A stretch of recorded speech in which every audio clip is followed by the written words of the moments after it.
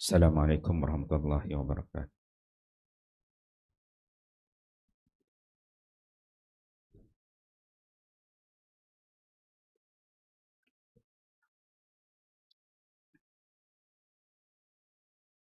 Salat sunat.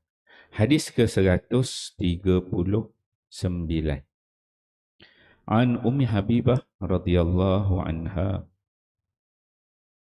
an Rasulillah sallallahu alaihi wasallam annahu qala ma min 'abdin mu'minin yusalli arba'a raka'atin ba'da az-zuhri fatamassu wajhahu an-nar abada insyaallah azza wa jalla.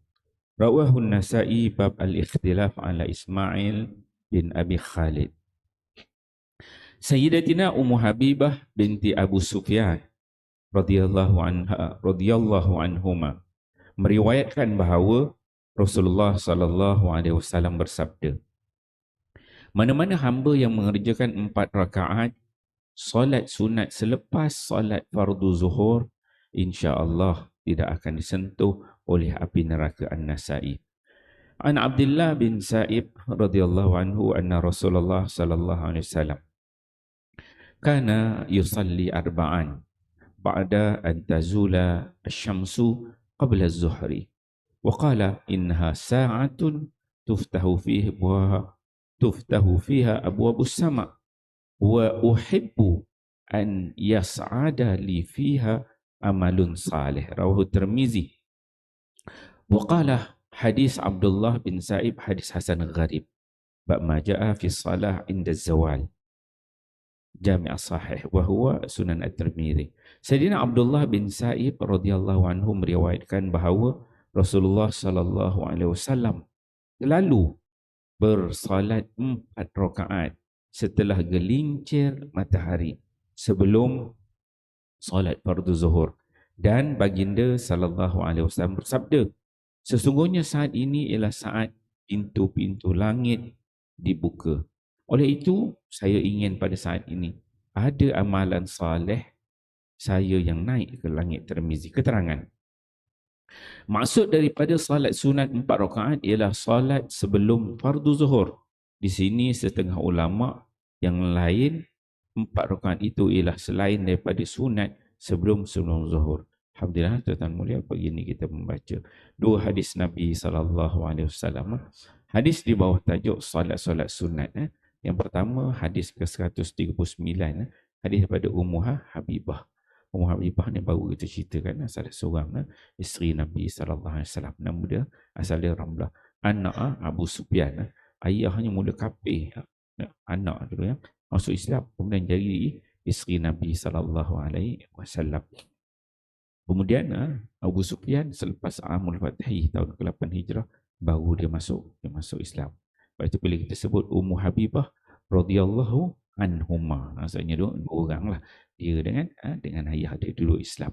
Dalam hadis ni Ummu Habibah isteri Nabi SAW bersabda, dia kata Nabi SAW berkata, kata Nabi, ma min abdin mu'min, tidak ada seseorang hamba Allah yang beriman yang mana dia disembahyang yusalli arba rakaat, dia sembahyang 4 rakaat selepas zuhur, fatamassa wajhun nar, yang mana muka dia ini nanti akan disentuh oleh api neraka.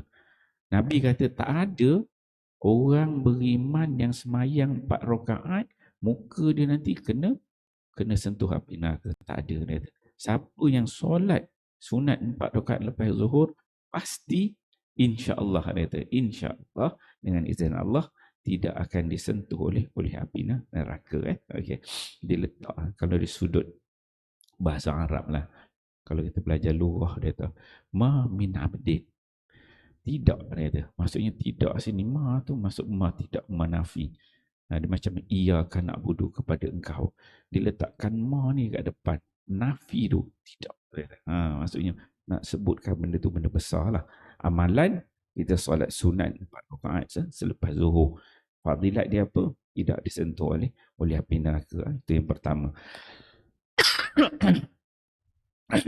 Kemudian hadis ke-140 an Abdullah bin Sa'ib radhiyallahu anhu. Hadis riwayat daripada Abdullah bin Sa'ib. Abdullah bin Said ni dia orang Mekah, dan dalam kalangan kanak-kanak yang memeluk Islam. Tak banyak hadis yang diriwayatkan oleh Abdullah bin Said ni. Ulama ada sikit je hadis yang diriwayatkan. Dalam hadis ni Abdullah bin Said dia menyebutkan kana anna Rasulullah sallallahu alaihi wasallam kana yusalli arba'an ba'da an tazula asy-syamsu. Abdullah bin Said ni disebut Nabi sallallahu alaihi wasallam dia nampak Nabi sembahyang 4 rakaat ba'da an tazula asy-syamsu qabla zuhri. Nabi bila lepas saja matahari dia tergelincir, tazula syamsi. Maksudnya matahari atas kepala tergelincir je, Abdullah bin Said dia nampak Nabi dia sembahyang 4 rakaat. 4 rakaat sebelum zuhur. Ni dalil yang mengatakan solat sunat sebelum zuhur 4 rakaat. Okey. Kemudian waqala, dan Nabi pun mengatakan, apa kata Nabi? Inna sa'atun. Nabi kata sebila matahari tergelincir je lagi, waktu zuhur tu, sungguhnya itu adalah waktu tuftahu fiha abwabus sama, yang mana pintu langit akan terbuka. Kita ni ada 5 waktu yang diharamkan solat. Ada 5 waktu yang diharamkan solat. Salah satunya adalah bila matahari betul-betul atas kepala. Kan, sebelum zuhur tu kan, matahari tegak atas kepala tu waktu-waktu yang haram solat. Tetapi apabila dia masuk je waktu zuhur, Nabi sebut itu adalah waktu tuftahu fiha abwabus sama. Bila tergelincir je matahari masuk zuhur, pintu langit terbuka. Kata Nabi sallallahu alaihi wasallam.